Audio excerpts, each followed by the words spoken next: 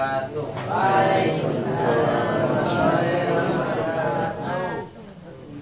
Alhamdulillah, alhamdulillah tadi hadana li hadza wa hadana li hadza Allah asyhadu an la ilaha illallah wa asyhadu anna Muhammadan abduhu wa rasuluhu la ilaha illallah. Yang pertama sekali alhamdulillah kita selalu memanjatkan puji dan syukur hadirat Allah Subhanahu wa taala dengan mengucapkan alhamdulillah rabbil alamin. Kemudian selawat dan salam semoga dicurahkan kepada arwah kita, yakninya Nabi besar Muhammad sallallahu alaihi wasallam. Allahumma shalli ala sayyidina Muhammad wa ala sayyidina Muhammad. Yang terhormat Kepala Sekolah SMK Elektronik Junjung serta Bapak, Ibu, serta karyawan SMK Elektronik Junjung, terutama anak-anak kami siswa SMK Elektronik Junjung yang kami harapkan jadi untuk hari ini materi kita silakan dicatat itu keutamaan dan hikmah sholat fardu.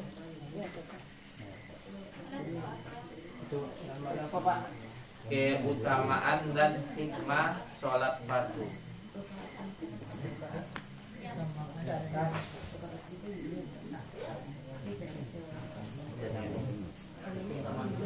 Keutamaan dan hikmah sholat fardu.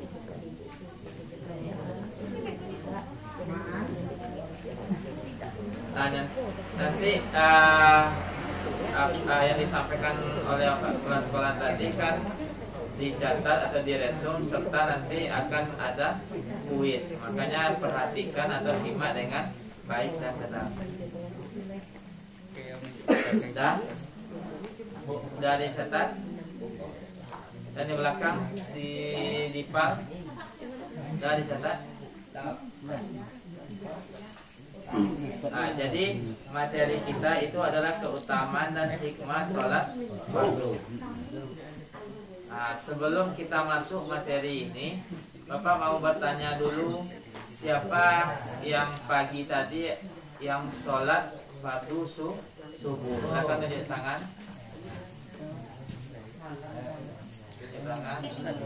Tinggi-tinggi, jangan bawa-bawa ya. Yang sholat apa berapa? Sholat fardu subuh tadi. Ada yang subuh tadi sholat. Kadang-kadang tinggi-tinggi ya kok. Berapa orang? 1, 2, 3, 4, 5. Berarti 5 orang yang laki-laki. Siapa Farhan? 6. Yang cewek siapa? Sari. Nah, jadi kita berapa orang semuanya, coba hitung dulu berapa orang semuanya yang hadir. Berapa orang? Lebih dari 20 orang sampai ini. Jadi dari 20 orang atau lebih itu cuma ada 6 atau 7 orang yang sholat subuh. Alasannya yang lainnya kenapa tidak sholat subuh? Nah, mulai dari si apa dulu? Poni. Apa alasannya? Sahur. Apa? Tidak ada. Alasannya kenapa telat bangun atau gimana? Lalu sahur. Tidak sahur, lalu lain. Kalau raup, nanti rasanya malas kan? Rasanya lepas. Kalau agra, kalau siapa namanya? Alasannya kenapa? Apa? Jadi rata-rata semuanya setelah sahur berarti tidur, tidak menunggu azan subuh. Nah, jadi kebanyakan jadi sholat ini adalah sebenarnya adalah pembeda antara kita dengan orang kafir. Nah, jadi kalau kita tidak sholat berarti apa bedanya kita dengan orang kafir lagi?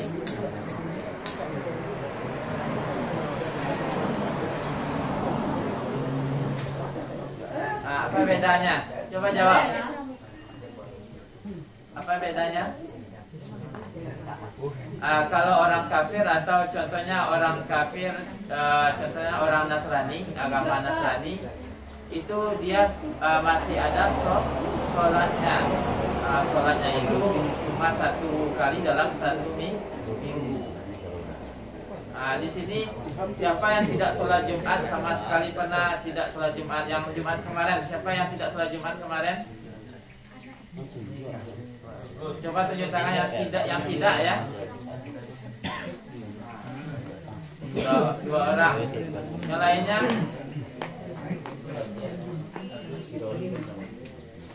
Berarti yang tidak sholat Jumat itu lebih parah dari orang kafir.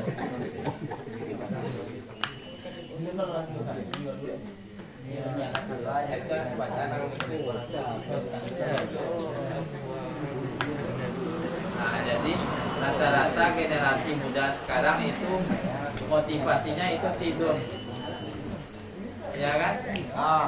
Motivasinya banyak di tidur, apalagi kalau puasa, ya kan?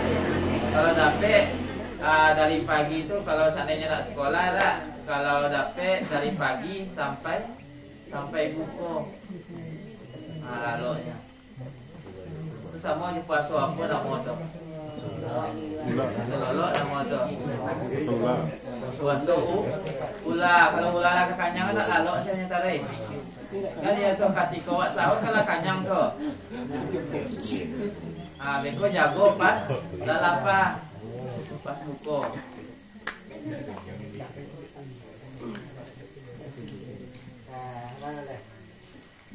Nah, jadi sholat itu secara bahasa artinya adalah apa? Kalian tahu? Sholat itu secara bahasa artinya apa? Serius. Tentang agama saya tak serius apa? Apa? Sholat secara bahasa adalah doa. Nah, jadi sholat secara bahasa adalah doa. Tahu nggak alasannya kenapa sholat ini dikatakan adalah doa? Apa? Kenapa di dalam secara bahasa sholat ini diartikan doa? Siapa yang tahu alasannya? Ada yang tahu? Jadi alasannya itu sholat dikatakan secara bahasa adalah doa karena setiap perkataan atau ucapan yang di dalam sholat itu mengandung makna doa. Contohnya apa?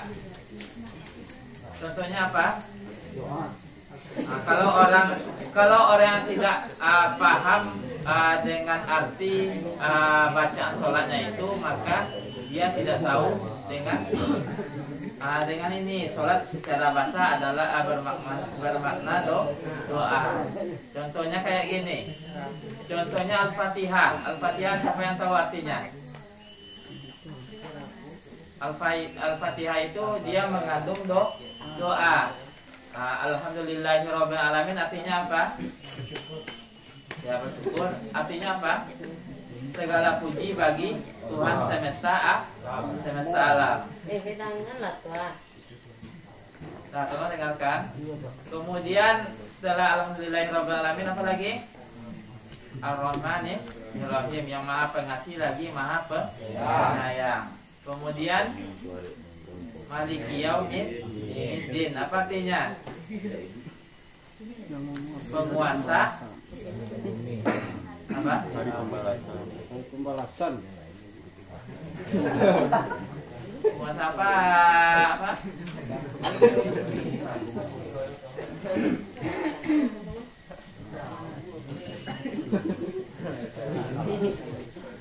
Jadi intinya surah Al-Fatihah itu dia mengandung doa.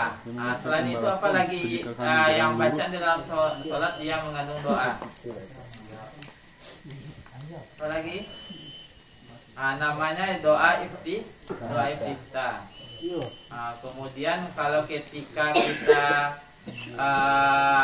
ketika duduk di antara dua sujud itu juga mengandung bacaan atau makna doa. Jadi secara keseluruhan sholat ini dia bermakna adalah sebagai doa. Kemudian kalau secara terminologi atau secara fikihnya, sholat itu suatu rangkaian ibadah yang mencakup ucapan, perbuatan diawali dari apa? Bismillah. Diawali dari takbir. Kemudian diakhiri salam. Silakan dicatat dulu. Sholat adalah suatu rangkaian. Ya, sholat adalah suatu rangkaian ibadah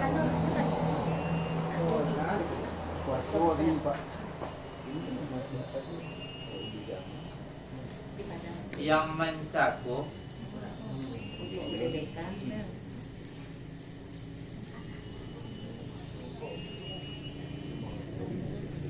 ucapan dan perbuatan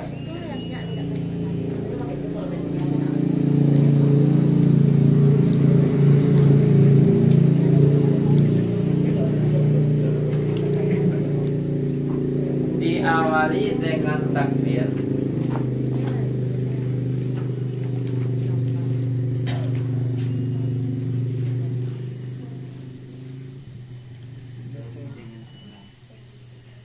dan diakhiri dengan salam.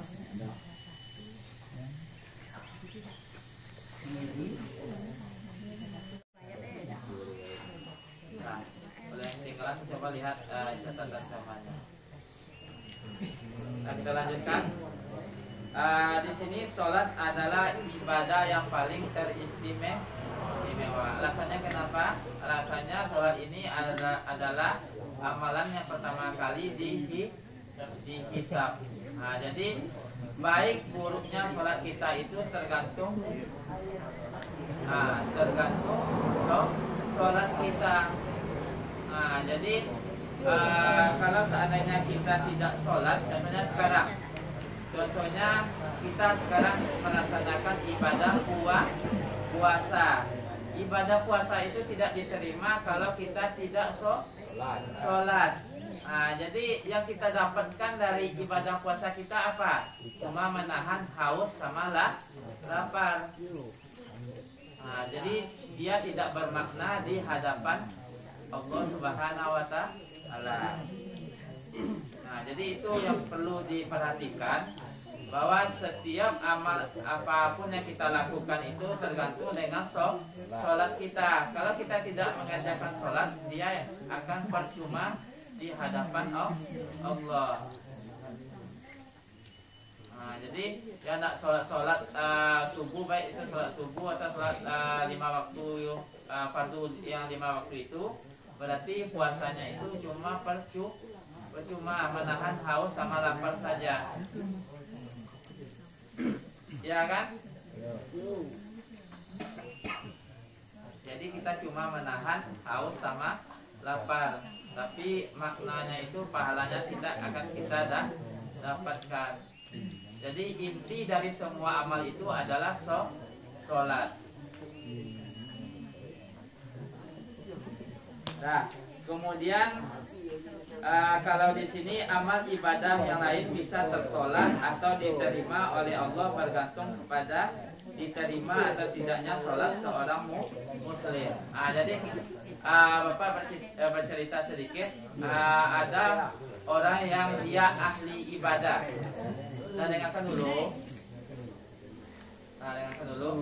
Ada orang yang ahli ibadah, dia umurnya itu 60 tahun.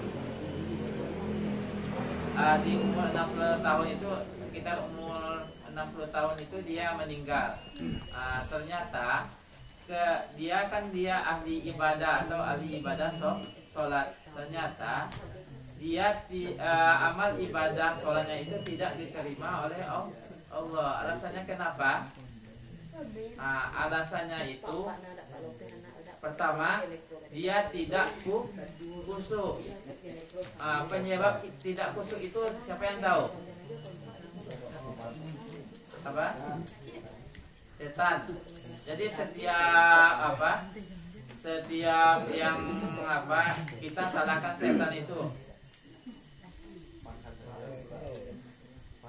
Jadi alasannya siapa yang tahu kenapa kita tidak khusyuk dalam sholat? Pertama alasan kita tidak khusyuk dalam sholat yang pertama adalah kita tidak benar dalam melaksanakan wudu. Yang nampak Bapak yang ketika kita mengambil wudu di bawah ada yang wudunya sembarangan. Sembarangannya itu kayak apa? Kayak air, ketika membasuh kaki kayak menyipak-nyipak air. Banyak yang melalui tumpah Pak. Apalagi kalau di keran, sapu air kan disipak ya. Itu nak wudu nak motor. Kadang ada yang cewek-cewek yang pakai make up. Tapi make upnya luntur atau hilang. Bikosnya masuk umpo yang bikos.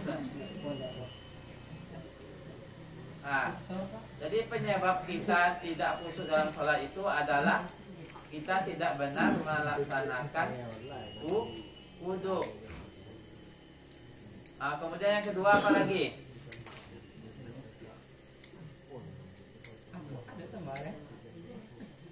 Kedua apa? Siapa tahu? Silakan. Apa Farah?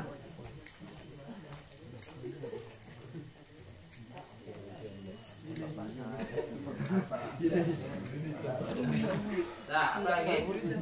Penyebab kita tidak khusyuk dalam sholat. Yang kedua adalah kita tidak paham sama makna atau arti bacaan yang ketika kita bacakan. Jadi kalau secara pengertiannya khusyuk itu apa? Kalau secara serius. Jadi kalau secara singkatnya itu adalah serius. Artinya setiap apa yang kita baca, kemudian apa yang kita lakukan atau perbuatannya atau gerakannya itu selaras dengan apa yang kita ucapkan, serta ketika itu kita paham. Contohnya kayak gini, perhatikan dulu. Kita perhatikan dulunya.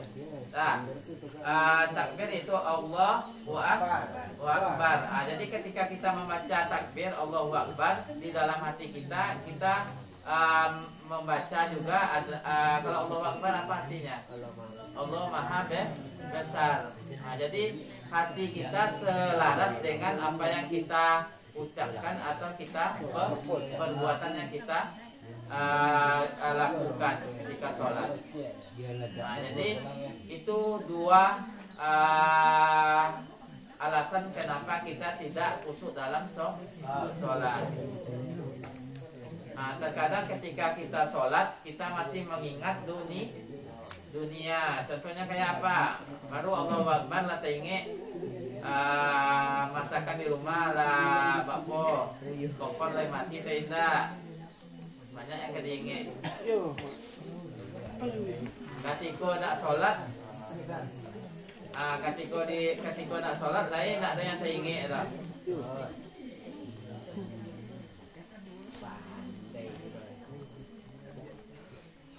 dah. Kemudian itu tadi dengan ini ada hadis Rasulullah, yaitu sesungguhnya amal yang pertama kali dihisab pada seorang hamba pada hari kiamat adalah sholatnya.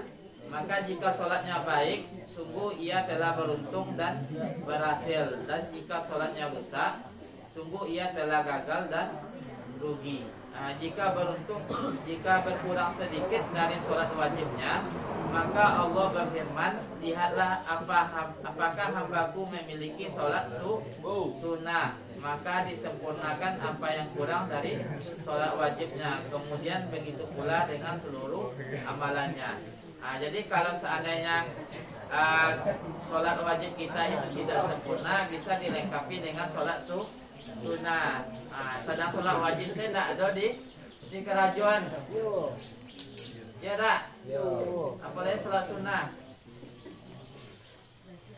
Yang sholat apa salah dulu, yang lain sholat subuh tadi. Contohnya si Ilham. Ada sholat sunat sebelum subuh tadi. Ilham. Indah. Saya tahu apa maknanya sholat sunat sebelum subuh itu, apa maknanya? Apa manfaatnya?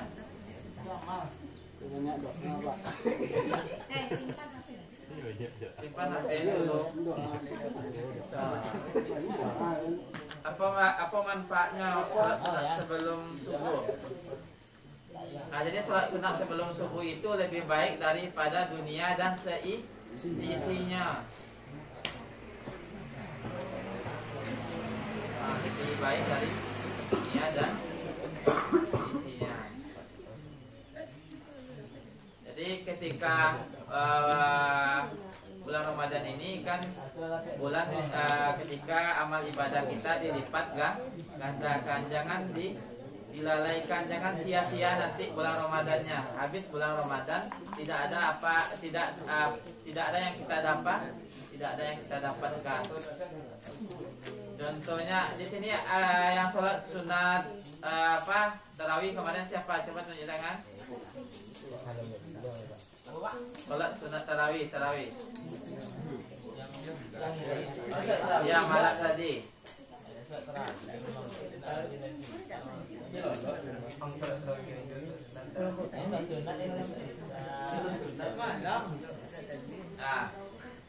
Cuma berapa orang? Coba tunjuk tangan. Si Fadil meeting itu tangannya.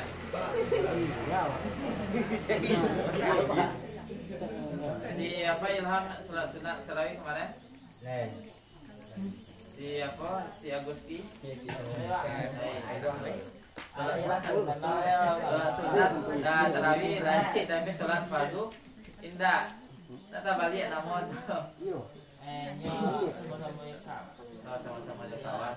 Jadi kalau sama-sama kawan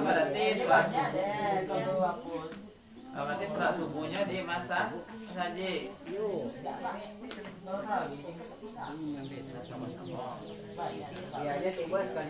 Kalau sholat subuh surang-surangnya, iya. Sholat subuh ya, kalau sholat subuh tidak bisa dikerjakan berjamaah.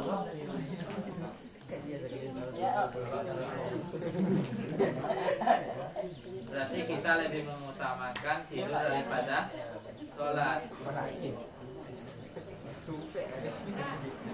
Nah, simpan HP-nya dulu. Tidak ada yang main HP dulu.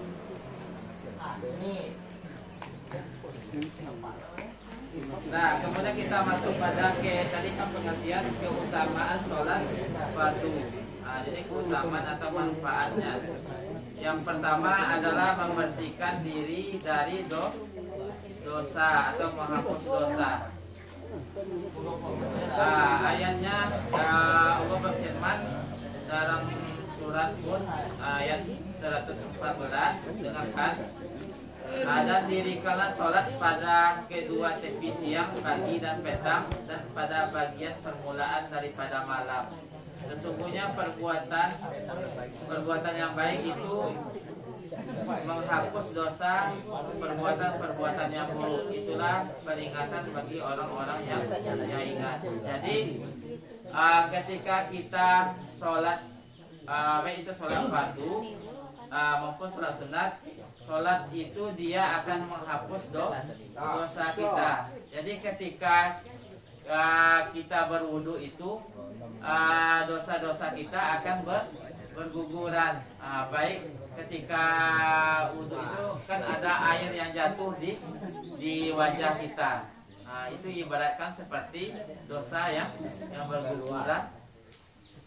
Kemudian ada sabda Rasulullah itu, jika seandainya ada aliran sungai mengetuk pintu kalian untuk mencuci rumah kalian 5 kali dalam sehari, apakah mungkin masih ada kotoran yang tersisa?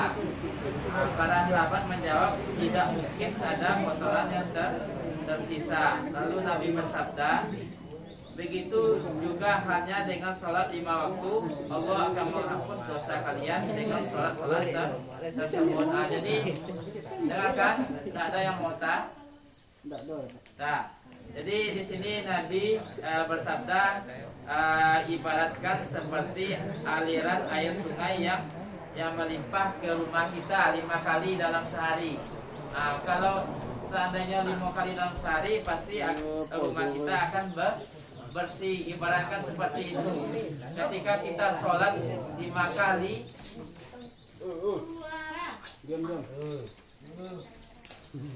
ketika kita sholat 5 kali dalam sehari, maka dosa kita juga akan berguguran. Contohnya kayak gini. Ini contohnya aja. Contohnya ke laut. Ketika paginya melawan karang tuanya, itu contoh saya. Beko siangnya sholat fardu zuhur. Maka dosa yang melawan karang tua itu akan terhapus. Syaratnya itu sholatnya itu harus benar. Harus benar. Nah, jadi manfaat yang pertama, sholat itu membersihkan diri dari dosa atau menghapus dosa. Nah, silakan dicatat dulu keutamaan sholat fardu. Yang pertama, ya, keutamaan sholat fardu.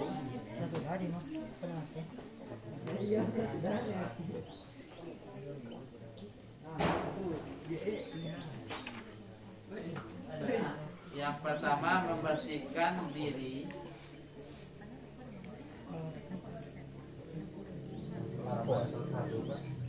keutamaan sholat fardu, membersihkan diri dari dosa atau menghapus dosa.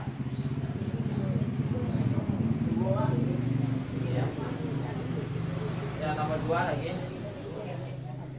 Yang nomor 2 itu mencegah perbuatan keji dan mungkar. Mencegah perbuatan keji dan mungkar.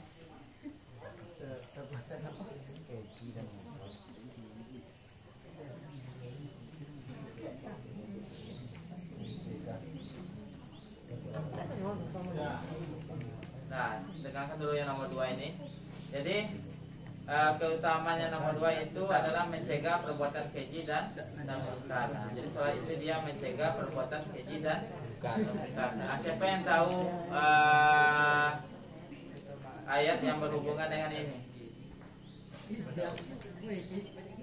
Ayat yang berhubungan dengan ini apa? Wa aqimus sholata inna sholata tanha 'anil fahsya'i wal munkar. Nah, jadi sesungguhnya sholat itu mencegah dari perbuatan keji dan munkar. Nah, jadi saat sekarang ini gimana kita lihat sekarang orang banyak yang sholat tetapi dia tidak mencegah dari perbuatan keji dan munkar. Jadi yang di Allah itu berfirman dalam surat Al-Ankabut ayat 45, berarti Allah itu berjanji. Nah, jadi orang yang mengerjakan sholat dengan benar, dia akan terhindar dari perbuatan keji dan munkar. Nah, tapi sekarang kita lihat gimana Banyak orang yang sholat dia ahli ibadah, tetapi masih dia mengerjakan perbuatan keji maupun mungkar. Berarti yang salah janji Allah atau kita? Nah, yang salah itu apa? Berarti kita salah mengerjakan sholat itu. Nah, coba jawab. Yang salah itu janji Allah atau kita? Nah, berarti kita salah dalam mengerjakan sholat. Berarti sholat kita itu berarti tidak diterima oleh Allah. Baik itu kita tidak benar ketika berwudu atau kita tidak khusyuk, masih mengingat dunia. Jadi apa yang kita sholat yang kita kerjakan itu akan sia-sia, tidak mencegah dari perbuatan keji maupun mungkar. Jadi banyak orang yang dia sholat tetapi masih mengambil hak orang lain. Banyak orang yang sholat tetapi masih ghibah. Banyak orang yang sholat masih berbohong. Banyak orang yang sholat tetapi masih durhaka kepada orang tua. Berarti orang yang benar dalam mengerjakan sholatnya itu pasti dia akan terhindar dari perbuatan keji maupun mungkar. Jadi itu nomor 2, utamanya nomor 2. Kemudian nomor 3 lagi. Silakan dicatat. Nomor 3, mendapatkan cahaya di hari kiamat. Cahaya apa ya, Pak?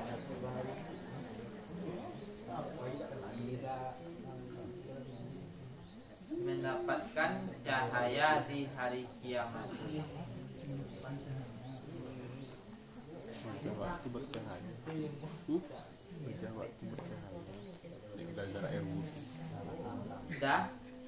Tolong dengarkan. Keutamaan yang ketiga itu mendapatkan cahaya di hari kiamat. Nah, jadi kita sebagai seorang muslim harus mengimani bahwa nantinya pasti akan terjadi hari kiamat. Di sini Rasulullah bersabda yang artinya bahwa suatu hari beliau pernah menyebutkan mengenai sholat seraya bersabda, barang siapa yang menjaganya, ia akan mempunyai cahaya, bukti dan keselamatan kelak di hari kiamat. Dan barang siapa yang tidak menjaga, maka dia tidak akan mempunyai cahaya, bukti dan keselamatan pada hari kiamat. Dan dia akan tinggal bersama Korun, Fir'aun, Haman dan Ubay bin Khalaf. Nah, jadi orang yang tidak menjaga sholatnya berarti dia akan tinggal bersama siapa? Bersama Fir'aun. Nah, jadi kalau tidak sholat awak berarti awak sobot je Fir'aun besok. Nah, siapa yang cita-citanya sobot je Fir'aun, tak usah sholat. Nah, siapa yang cita-citanya nak sobot je Korun? Korun ni tahu? Korun? Tak tahu Korun tak? Siapa yang nanti dia yang mau bercita-cita bertemu dengan Korun, Firaun dan yang lainnya, berarti tidak usah sholat. Masih ada aja yang galak tak sholat, iya bahaya Pak.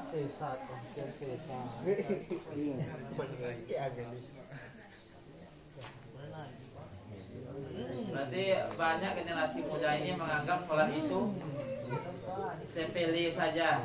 Iya kan? Iya kan?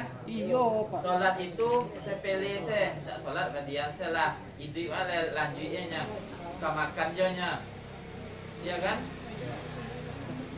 Nanti akan kita rasakan nanti efeknya. Orang tidak pernah sholat sama sekali atau menganggap sepele sholat, nanti rasakan nanti ketika sudah berkeluarga, nanti rasakan gimana efeknya nanti. Nah, rasakan nanti efeknya gimana. Nah, orang yang lebih parah itu dia tidak sholat tetapi dia mentertawakan orang yang sholat.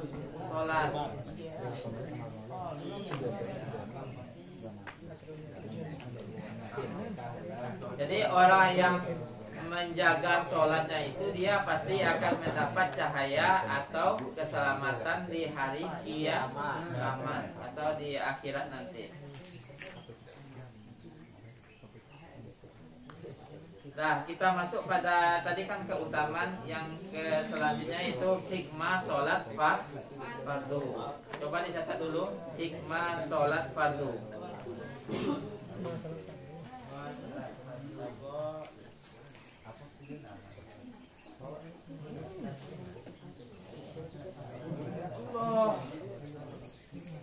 Nah, hikmah sholat fardu yang pertama mencegah diri dari perbuatan mungkar.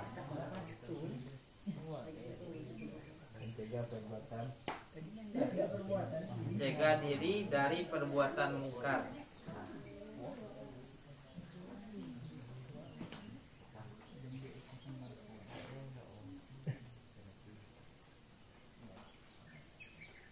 Nah, penjelasannya, jika seorang melakukan sholat dengan khusyuk, berarti dengan khusyuk, berarti dengan baik dan benar, maka dia sudah memiliki kesadaran seperti itu. Kecil kemungkinan orang tersebut akan melakukan perbuatan buruk. Nah, karena sholat yang dilakukannya dengan khusyuk akan membentuk pribadi yang baik. Jadi orang yang sholat yang baik, yang benar atau yang khusyuk itu pasti dia memiliki pribadi yang baik. Nah, pasti dia akan sopan terhadap orang tuanya, sopan terhadap gurunya. Nah, kalau sopan tuh, kalau ada orang yang mengecek di muka, ada motanya di belakang. Nah, itu yang namanya tidak sopan, masih adanya mota. Nah, berarti dia tidak sopan, berarti kepribadiannya tidak baik, berarti dia tidak sholat. Nah, itu saya cariin ya. Kalau tidak sopannya berarti tidak sholat, itu saya.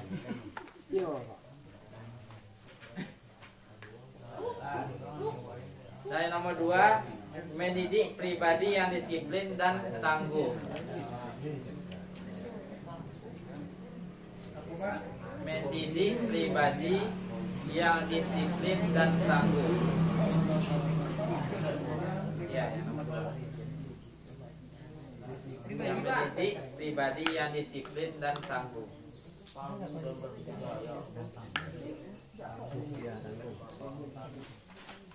Nah, jadi hikmah yang kedua itu mendidik pribadi yang disiplin dan tangguh. Jadi orang yang sholat atau orang yang menjaga sholatnya itu pasti dia disiplin. Nah, disiplin itu contohnya apa? Tidak pernah terlambat.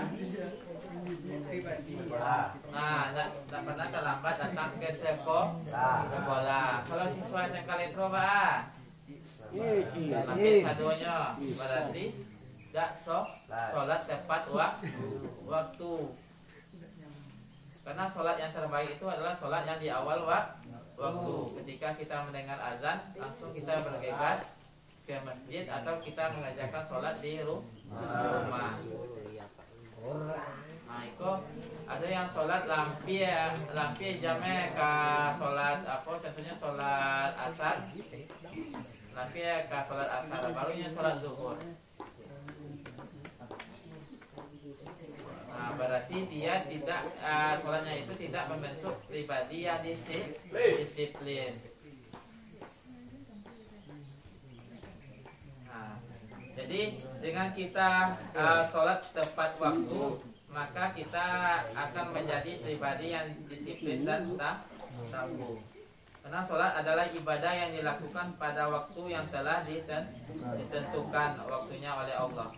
Bila sudah tiba waktunya, harus segera dilaksanakan. Sehingga secara tidak langsung, perintah sholat tepat waktu mengajarkan manusia untuk disiplin dan bertanggung jawab. Nah, jadi sholat dengan kita sholat itu kita bisa membentuk pribadi yang disiplin dan bertanggung jawab.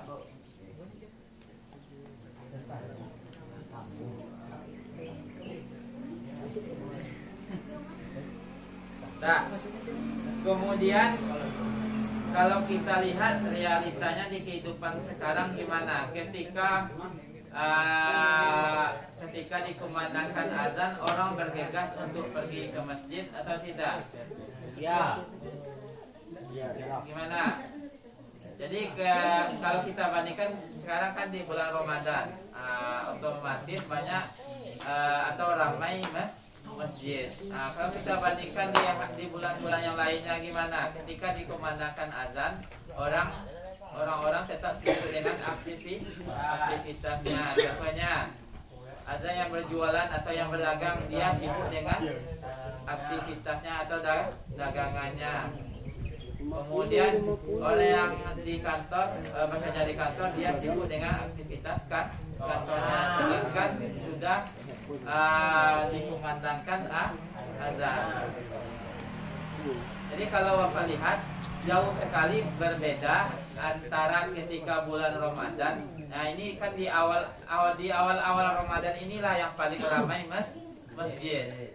Nah, tapi ketika sudah masuk ketika di akhir Ramadan, orang sibuk dengan aktivitasnya sendiri. Contohnya ada yang buat kue sampai dia tidak sholat tarawih lagi. Yang biasanya di awal-awal dulu dia rajin sholat tarawih. Nah, kemudian ketika di akhir Ramadan ada yang aktivitasnya sibuk dengan aktivitas yang lainnya. Contohnya dia sibuk beli baju lebaran atau baju rayo. Sampai dia lupa dengan sholatnya. Nah, jadi kalau orang yang benar-benar sholat itu adalah kewajiban kita atau tidak? Ya. Nah, jadi orang yang menganggap bahwa sholat itu sebagai kewajiban dengan kebutuhan, dia akan berbeda, pasti akan berbeda.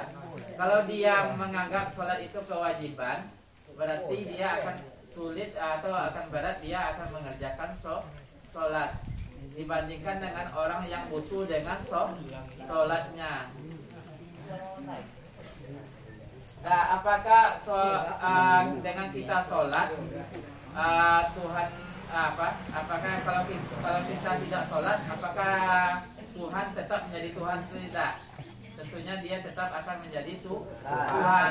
Contohnya tidak sholat seluruh umat di dunia kok, maka Tuhan akan tetap menjadi Tuhan.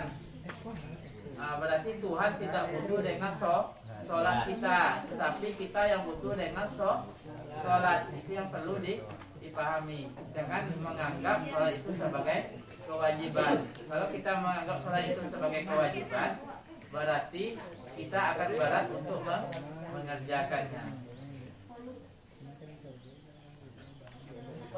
Nah, yang nomor 3, hikmahnya itu mengerjakan amalan utama.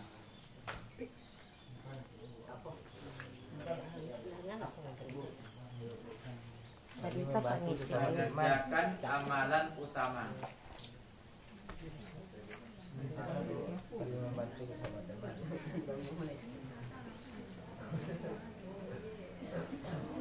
Nah, jadi yang nomor 3 itu mengerjakan amalan utama. Maksudnya apa? Maksudnya ini sholat 5 waktu itu adalah ibadah wajib. Maka jika seorang muslim mengerjakan sholat di awal waktu, dia sejatinya telah melakukan amalan utama.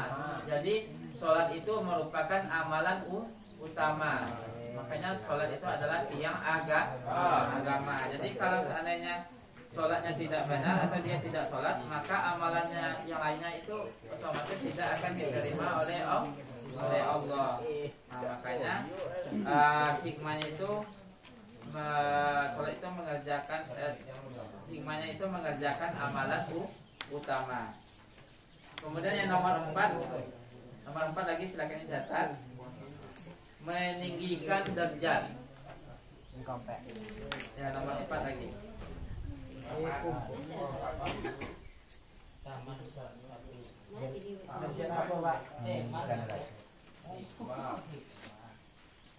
Nomor 4 meninggikan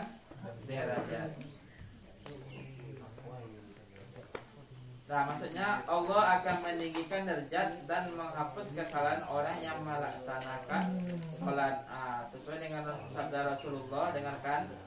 Hendaknya engkau memperbaiki sujud kepada Allah, karena engkau tidak sujud kepada Allah satu kali, melainkan Allah akan mengangkatmu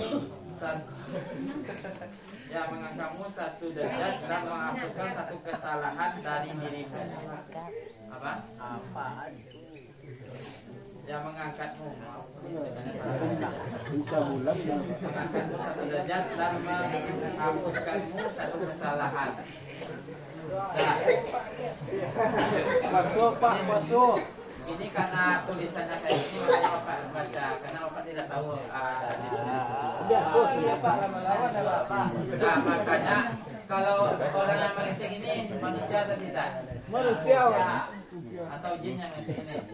Ya. Nah, jadi manusia itu ketika luput dari hilang.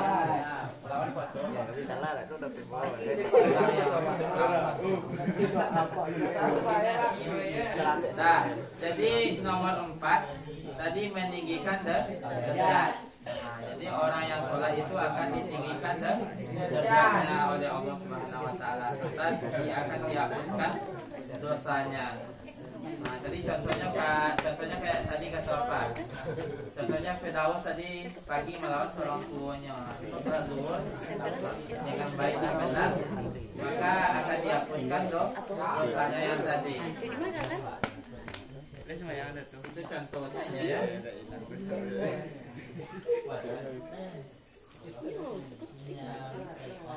Kemudian nomor 5, mendapatkan pertolongan dari Allah. Nomor 5 saya akan catat.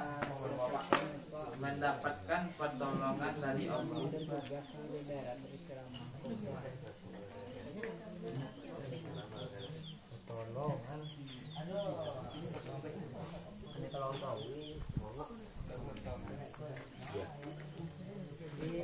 Nah, dengarkan. Jadi seorang hamba itu ada kalanya berada dalam kenikmatan, lalu ia akan mensyukurinya, atau berada dalam cobaan, lalu ia akan bersabar dalam menghadapinya. Jadi ini ada satu keteladanan Nabi, dengarkan dulu. Kita dengarkan. Suaranya. Yang mau tanya lagi. Nah, jadi ini ada contohnya keteladanan Nabi. Ketika Nabi mendapatkan cobaan, maka Nabi akan bersegera untuk mengerjakan sholat dan meminta pertolongan dengan penuh kesabaran dan mengerjakan sholat. Nah, jadi antara sabar dan sholat itu dia sejalan. Apa lo saput tentu? Hah? Gimana? Bagadang. Nah, jadi antara sabar itu sejalan dengan sholat, maka yang dicontohkan sesuai dengan yang dicontohkan oleh Nabi. Jadi ketika orang yang mendapatkan cobaan atau musibah, dia akan segera untuk mengerjakan sholat dan meminta pertolongan kepada Allah. Jadi orang yang benar-benar mengerjakan sholat pasti dia selalu meminta pertolongan dengan Allah, baik itu masalahnya berat maupun ringan. Pasti dia akan selalu meminta pertolongan dengan Allah.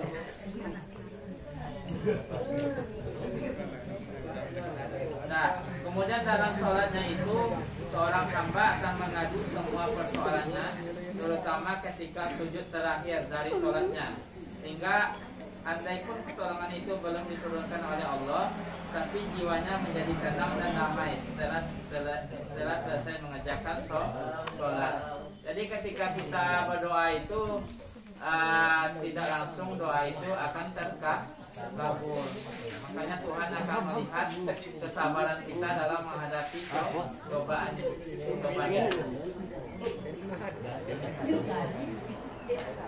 Kemudian yang nomor 6 lagi.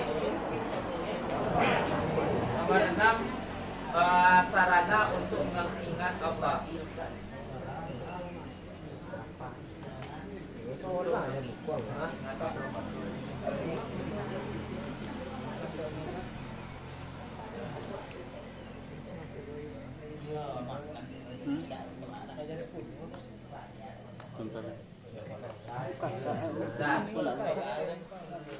Nomor 6 sarana jadi sholat itu adalah sarana untuk mengingat Allah. Jadi ketika kita sholat pastinya kita akan mengingat Allah. Tapi syaratnya sholat itu dengan yang khusyuk. Kalau sholatnya tidak khusyuk pasti ingatannya itu yang ke selain lain. Contohnya ingat itu masalah dunia. Nah, jadi ketika seorang senantiasa dalam suasana zikir atau mengingat Allah, maka jiwanya akan merasa damai. Jadi orang yang selalu sholat itu maka hatinya akan damai dan tentram. Nah, inilah yang dirasakan setiap orang muslim yang mengerjakan sholat dengan khusyuk, memenuhi syarat dan rukunnya. Serta melaksanakan dengan menghadirkan perasaan beribadah serasa melihat Allah. Nah, jadi orang yang sholat itu ibaratkan dia melihat Allah, dia merasakan kehadiran Allah ketika sholatnya.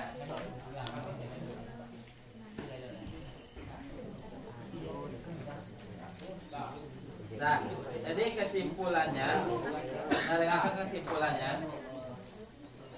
jadi sholat itu dia banyak keutamaan dan hikmahnya yang lainnya.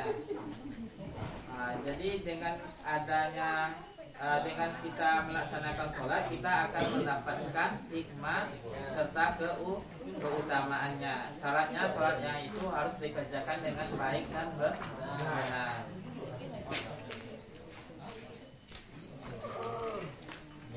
Jadi kalau orang berarti orang yang sholat itu orang yang tidak sholat berarti dia dianggap dia sombong terhadap Tuhannya. Berarti dia tidak mau menyembah Tuhannya. Karena ketika kita belum lahir kita dulu ditanya siapa Tuhan kita, maka secara serentak kita menjawab Tuhan kita adalah Allah. Tapi ketika kita hadir di dunia kita tidak sholat atau tidak menyembah Allah, berarti kita termasuk makhluk yang sombong. Nah, itulah materi Bapak hari ini. Bapak sudahi dengan Assalamualaikum warahmatullahi wabarakatuh. Waalaikumsalam warahmatullahi wabarakatuh.